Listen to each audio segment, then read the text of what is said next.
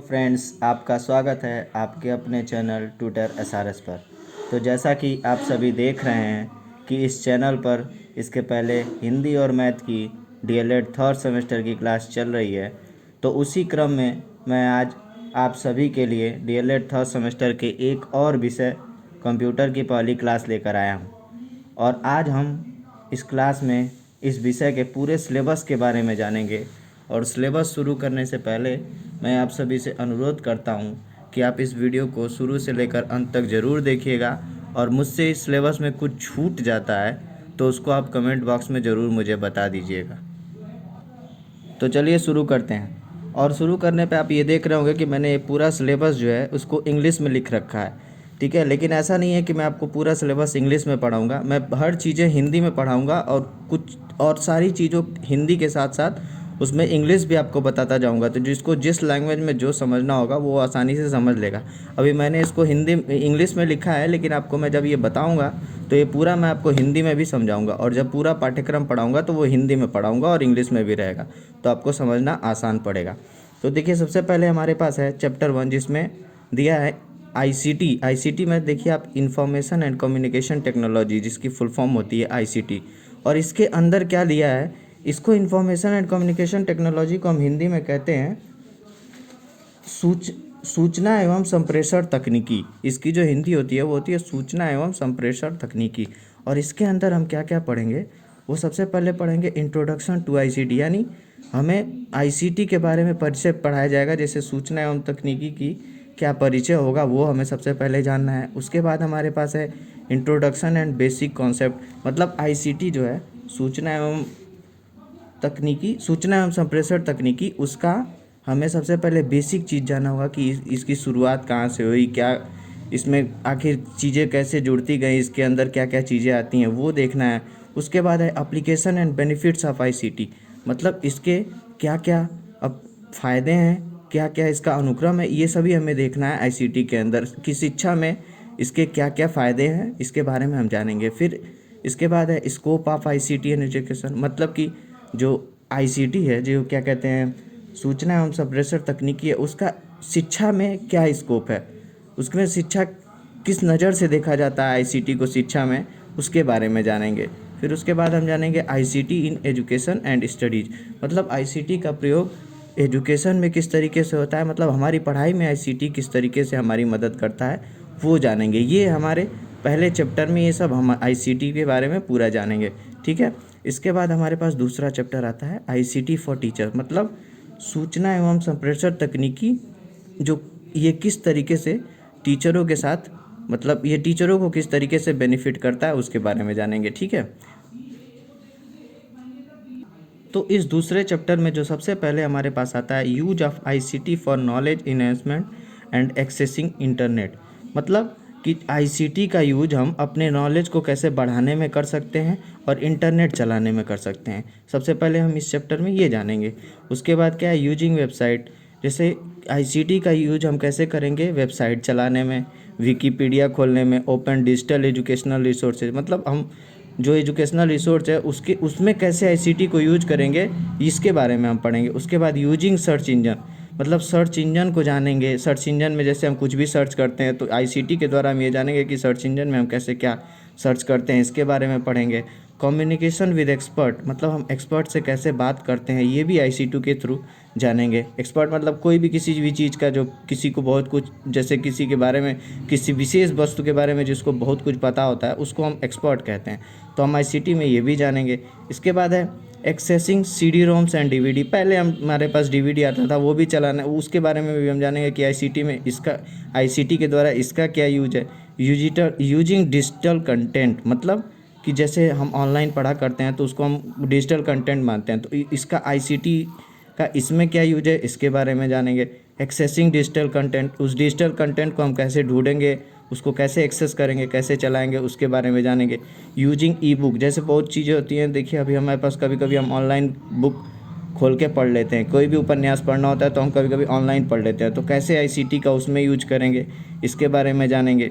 Using E tutorial and training video, जैसे कि आप अभी यूट्यूब पे वीडियो देख रहे हैं, वैसे ही और भी बहुत सारी हैं जो टेक्निकल से रिलेटेड वीडियोज हैं, क्या कहते हैं, पढ़ाई से रिलेटेड वीडियो, ये भी सब आईसीटी के थ्रू ही तो आई हैं। तो इसके बारे में हम जानेंगे। तो ये आपका पूरा दूसरे चैप्टर है। इस दूसरे चैप्टर में हम इतना कुछ पढ़ेंगे, ठीक है।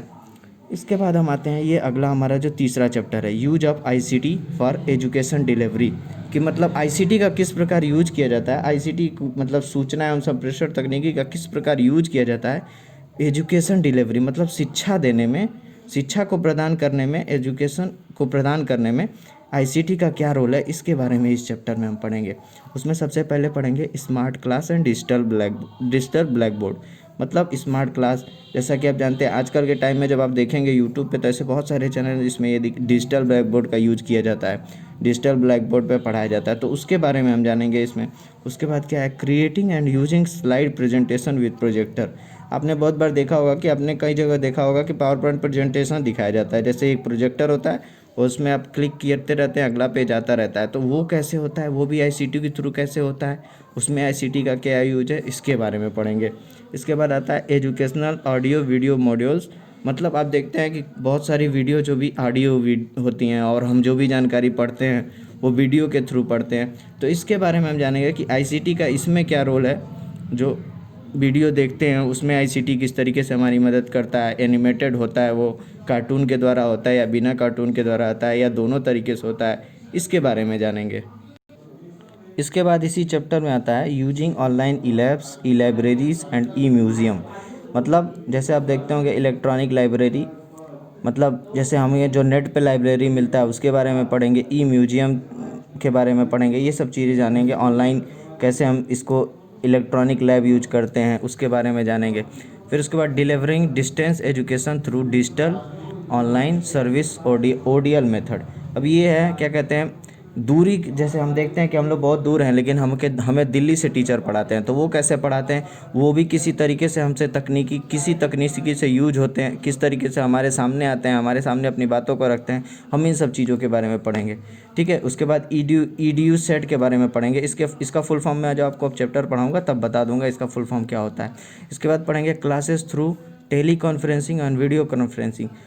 इसमें क्या है कि हम कैसे देखते हैं, बहुत जगह देखते हैं कि वीडियो कॉन्फ्रेंसिंग के रूप में क्लासेस चलती हैं, जैसे सामने हमारे टीचर होता है और हम बैठ जाते हैं और वो हमें एक प्रोजेक्टर पे दिखाई देता है और वो हमें सब कुछ पढ़ाता है और हम उसको देखते हैं। तो उसके अकॉर्डिंगली उसके बारे में भी हम पढ़ेंगे।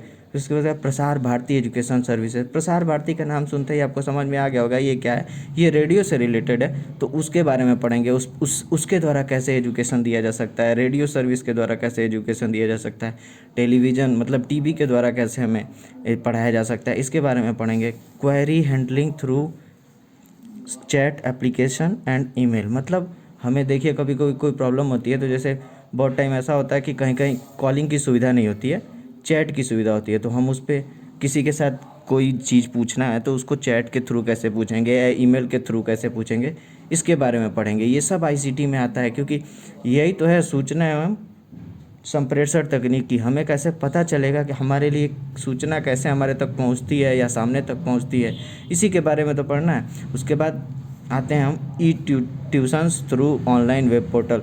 देखते हैं बहुत लोग ऑनलाइन ट्यूशन पढ़ाते हैं। ऑनलाइन ट्यूशन पढ़ाना ये सब वही है कि आप ऑनलाइन, आपकी लाइव क्लास चल रही है, वहाँ पे बच्चे पढ़ रहे हैं, ये किसी वेब पोर्टल के थ्रू होगा, मतलब किसी वेबसाइट के थ्रू या किसी चैनल के थ्रू। इसमें आगे बढ़ते हैं, वो है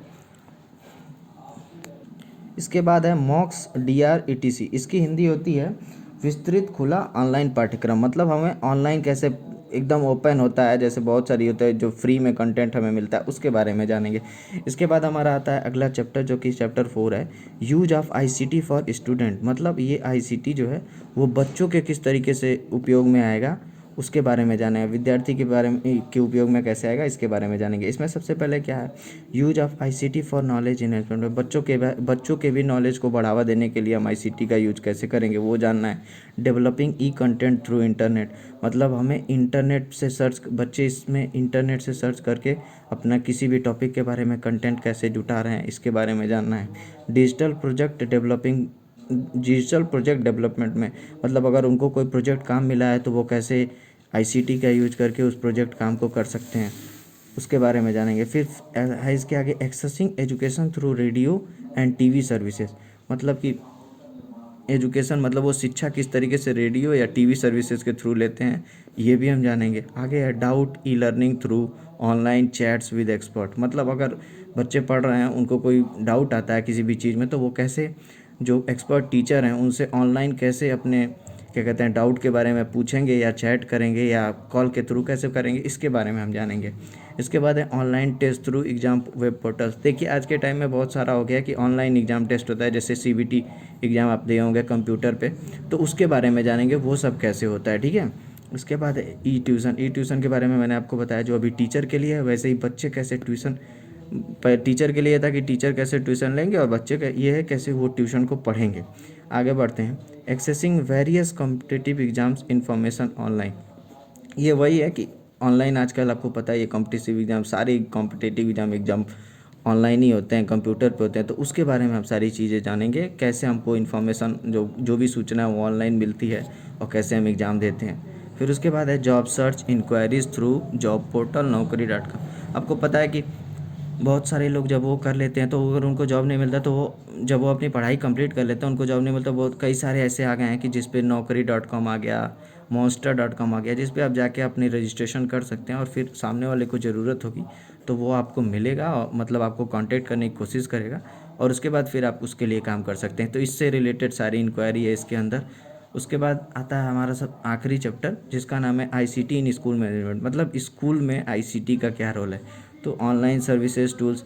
तो कैसे ऑनलाइन सर, तो इसमें आपको सीधे सीधे आपको भी पता है कि जैसे आप एग्ज़ाम देते हैं, ठीक है, तो एग्ज़ाम का रिजल्ट ऑनलाइन आता है, वो आप जानेंगे इसमें। फिर आप क्या कहते हैं, आपका रिकॉर्ड ऑनलाइन रखा जाता है कॉलेज में, इसी के बारे में जानेंगे।